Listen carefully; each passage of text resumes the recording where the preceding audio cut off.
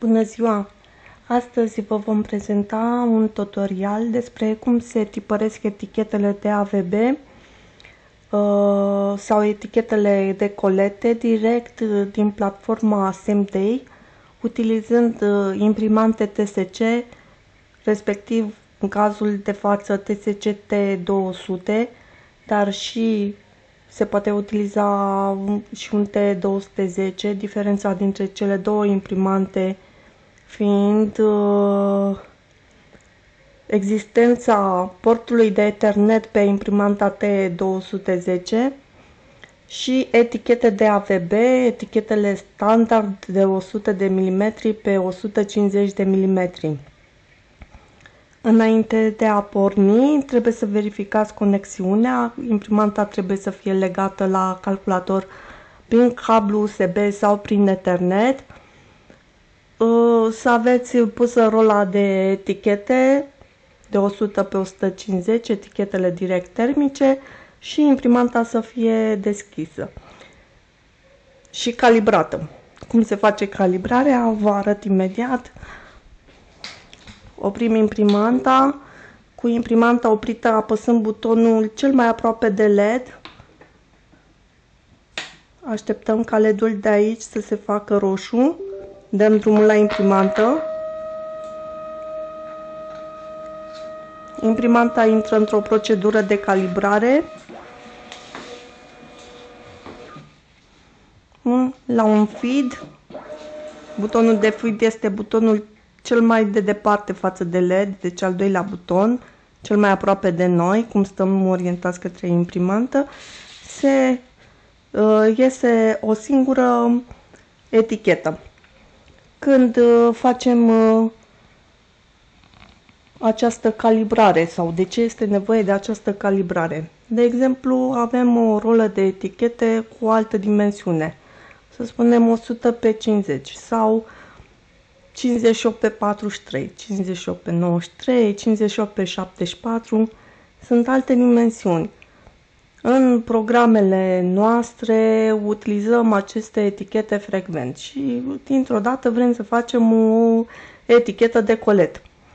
La schimbarea rolei, respectiv a dimensiunii etichetei, ne trebuie această calibrare. În momentul în care revenim la vechea dimensiune, trebuie să facem aceeași procedură de calibrare, altminte nu o să se imprime corect eticheta.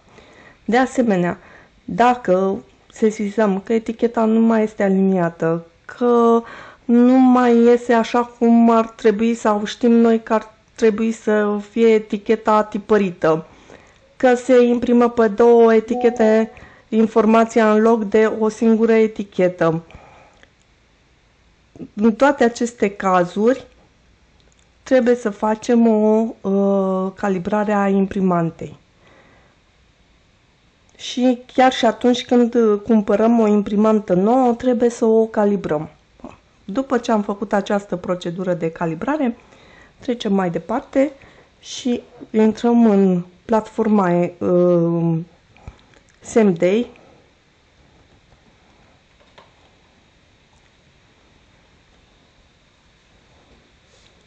La mine intră direct în contul meu pentru că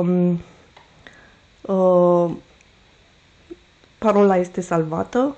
Intrăm în lista de expedieri.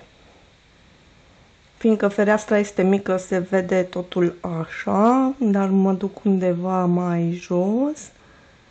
Și am aici niște expedieri făcute de pe Mag Marketplace. Haideți să vedem.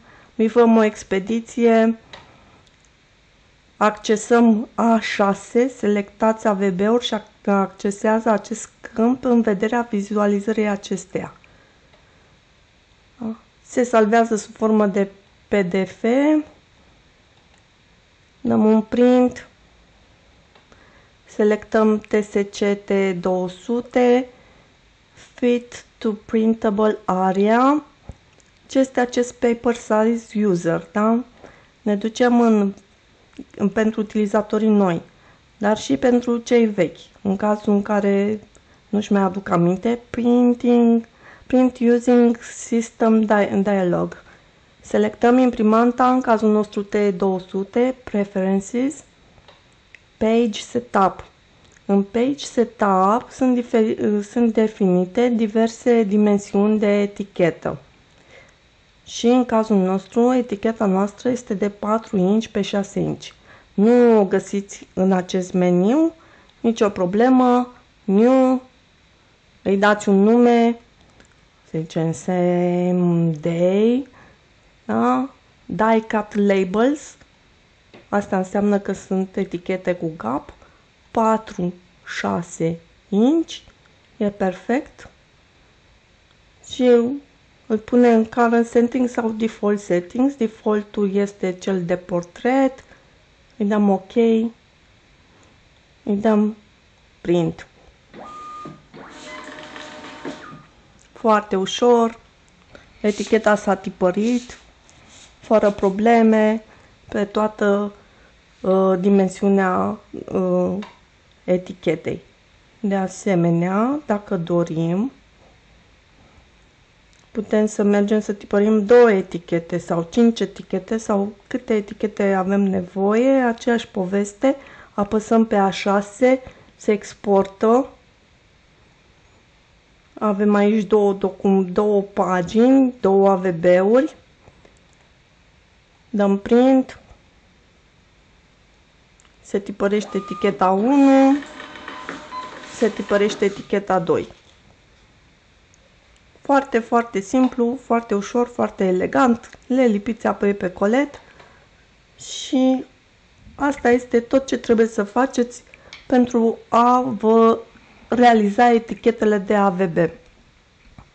Nu uitați, utilizatorii noi, să instalați driverele imprimantei, găsiți linkul pentru drivere în descrierea tutorialului.